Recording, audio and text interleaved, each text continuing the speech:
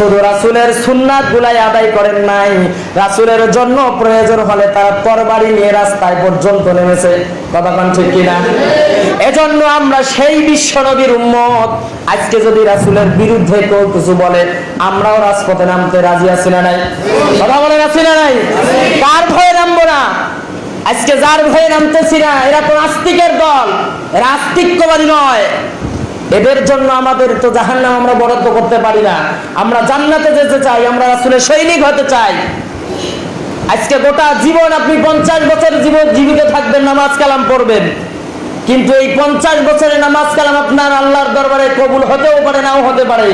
কিন্তু আল্লাহর পক্ষে, রাসূলের পক্ষে যদি 1 মিনিট জীবিত থাকেন, আর যদি আপনাকে কতল করে দেওয়া হয়, এর বিনিময়ে আল্লাহ তাআলা জান্নাত দান করবেন। সুবহানাল্লাহ। আমার কথা আমি বলতেছি না। হযরতে আবু বকর রাদিয়াল্লাহু তাআলা আনহু, লম্বা ঘটনা আমি শর্ট করে বলে দেই। হযরতে আবু বকর রাদিয়াল্লাহু তাআলা আনহু রাস্তা দিয়ে যান, আর একজন ইহুদি ফানহাস তিনি আবু বকরের সামনে আবু বকরকে চেলকিয়ে বলেছিল, ওই দেখো আবু বকর যাচ্ছে, এই মুহূর্তে আমাদের কিছু একটা করা দরকার। আবু বকরের সামনে গিয়ে ওই ইহুদি ফানহাস বলেছিল, রে আবু বকর শোনো, তোমার আল্লাহ কিন্তু ফকির। বলেন নাউজুবিল্লাহ, জোরে বলেন নাউজুবিল্লাহ। আল্লাহ কি ফকির নাকি? জোরে কথা কোন, আল্লাহ ফকির? আল্লাহ কিন্তু ফকির নয়। আবু বকরের মেজাজটা হয়ে গেছে খারাপ। এত বড় সাহস, তুমি আমার আল্লাহকে ফকির বলো? হাত যত দূর ওঠে একটা কষা থাপ্পড় মেরে দিয়েছে। সুবহানাল্লাহ বলেন। থাপ্পড় মারার কারণে এই ফানহাজের চেলা চামুন্ডা যারা ছিল, সঙ্গে সঙ্গে হাত গোটা শুরু করে দিল, আজকে আবু বকরকে আমরা ক্ষতি করব, আবু বকরকে পৃথিবীর থেকে বিদায় করে দিব। কিন্তু ফানহাজ বলল যে না না, আমরা আবু বকরের ব্যাপারে বিচারটা দিব বিশ্ব নবী মুহাম্মদুর রাসূলুল্লাহ সাল্লাল্লাহু আলাইহি ওয়াসাল্লামের কাছে। ওর নবীর সামনেই তাকে আমরা অপদস্থ করব। বলেন নাউজুবিল্লাহ। বিশ্ব নবীজির কাছে ফানহাজ এসে বিচার দিল, ও মুহাম্মদ সাল্লাল্লাহু আলাইহি ওয়াসাল্লাম, তোমার আবু বকর বিনা কারণে আজকে আমাকে থাপ্পড় মেরেছে, বিচার করতে হবে। আল্লাহ রাসূল কি বিনা কারণে থাপ্পড় মারছেন? কথা বলেন, বিনা কারণে থাপ্পড় মারছেন? বিনা কারণে থাপ্পড় মারেন নাই, আল্লাহকে ফকির বলার কারণে থাপ্পড় মেরেছে। আল্লাহ রাসূল বললেন, আমার বিশ্বাস হয় না আমার আবু বকর তোমাকে বিনা কারণে থাপ্পড় মারতে পারে। ফানহাজ বলল, এই যে আমার সঙ্গে অনেক লোক আছে, তারা সাক্ষী, আবু বকর বিনা কারণে থাপ্পড় মেরেছে। আবু বকর চলে আসলেন, ডাক দিয়ে বললেন, আবু বকর, এই যে ফানহাজ এসে তোমার ব্যাপারে নালিশ করেছে, বিচার দিয়েছে, ও আবু বকর তুমি কি ফানহাজকে থাপ্পড় মেরেছো নাকি? আবু বকর সত্যের পক্ষে থেকে দাঁড়িয়ে বললেন, ইয়া রাসূলুল্লাহ, ইয়া হাবিবাল্লাহ, আপনাকে আমি একটা প্রশ্ন করি। প্রশ্নটা হলো এই, ওগো আল্লাহর নবী, আপনি বলেন, আপনার সামনে যদি কোনো ব্যক্তি আল্লাহকে ফকির বলে আপনি কি করবেন? আল্লাহর রাসূল কোনো কথা নাই, তরবারি বাহির করলেন, আবু বকর, আমার সামনে যদি কোনো নাস্তিক আমার আল্লাহকে ফকির বলে, তার গর্দান থেকে আমি মাথাটা আলাদা করে দেব। বলেন সুবহানাল্লাহ। আবু বকর বললেন, ইয়া রাসূলুল্লাহ, ইয়া হাবিবাল্লাহ, এই ফানহাজ আমার সামনে আমার আল্লাহকে ফকির বলেছে, আমার আল্লাহকে গালি দিয়েছে, এই কারণে আমি সহ্য করতে পারি নাই, তাকে থাপ্পড় মেরেছি। আপনি যদি আরেকবার আমাকে হুকুম দেন, আমি ফাঁসির মঞ্চেও যাইতে রাজি আছি, পরকালে আর একটা থাপ্পড় মারতে চাই। সুবহানাল্লাহ। আমি ফাঁসির মঞ্চেও যাইতে রাজি আছি, আপনি হুকুম করেন, আমি আরো একটা থাপ্পড় মারবো। আল্লাহ রাসূল বললেন, তার মানে তুমি থাপ্পড় মেরেছো? আবু বকর বললেন, ইয়া রাসূলুল্লাহ, ইয়েস, আমি থাপ্পড় মেরেছি। ফানহাজ বললেন, ও মুহাম্মদ সাল্লাল্লাহু আলাইহি ওয়াসাল্লাম, তোমার সাহাবী কিন্তু স্বীকার করেছে সে আমাকে থাপ্পড় মেরেছে।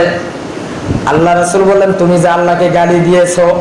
ফানহাজ বলল, তোমার আল্লাহকে আমি গালি দেই নাই। নাউজুবিল্লাহ বলেন। আমি গালি দেই নাই, তোমার আল্লাহকে কিন্তু গালি দেই নাই আমি। আজকে এমন কিছু বাংলার জমিনেও লোক আছে, সালাম নিয়ে বাজে কথা বলে, পরে আবার অন্য জায়গায় যা বলে, না আমি এগুলা বলি নাই। আছে না নাই? কথা বলেন, আছে না নাই? অথচ ভিডিও ফুটেজ আছে, সারা পৃথিবীর মানুষ দেখলো। আইনের আওতায় যারা আছে তারা এটা বিশ্বাস করে না, পরে যে কথাটা বললো যে আমি বলি না, এটাই সত্য। কথা কোন ঠিক কিনা? কিন্তু আল্লাহর রাসূল এরকম বিচারক নন। আল্লাহ রাসূলের রায় হচ্ছে যেদিকে যাবে সেদিকেই দেবে। সে যদি আমার দলের লোক হয় তার পক্ষে রায়, যদি হয় তার পক্ষেই, আর যদি কাফেরের দলের লোক হয় তার পক্ষে রায় গেলে তার পক্ষেই রায়। সুবহানাল্লাহ বলেন। আল্লাহ রাসূল বললেন, ও আবু বকর, এই ফানহাস যে আল্লাহকে গালি দিয়েছে, ফকির বলেছে, তার কোনো সাক্ষী আছে নাকি? আবু বকর বললেন, ইয়া রাসূলুল্লাহ, ইয়া হাবিবাল্লাহ, আমার কাছে কোনো সাক্ষী নাই। সেখানে তো কেউ ছিল না, এরাই ছিল, ওদেরকে জিজ্ঞাসা করেন। ওরা তো বলতেছে না না, ফানহাস আল্লাহকে গালি দেয় নাই। তার মানে রায় হয়ে গেল। আল্লাহর রাসূল বললেন, আবু বকর, যেহেতু তোমার সাক্ষী নাই, তাহলে এই ফানহাস উল্টা তোমাকে আরেকটা থাপ্পড় মারবে। বলেন সুবহানাল্লাহ। আল্লাহ রাসূলের রায় হলো এরকম, যেহেতু তোমার সাক্ষী নাই, সেহেতু এই ফানহাস এখন তোমার গালে থাপ্পড় মারবে। কারণ আমি রাসূল হকের পক্ষেই থাকবো, তুমি আমার দলের লোক, এজন্য তোমার পক্ষে রায় দিব, এটা মনে করো না। ফানহাসকে বলল, ফানহাস, তুমি এখন আবু বকরের গালে থাপ্পড় মারবা, যাও, তোমাকে আমি হুকুম দিলাম। ফানহাস তো মহা খুশি, হাত মোটা শুরু করে দিয়েছে।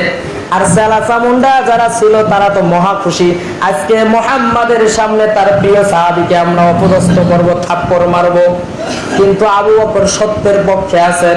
ইন্নাল্লাহা মা'আস সাবিরিন, ধৈর্য ধারণ করে আছেন আল্লাহর পক্ষে।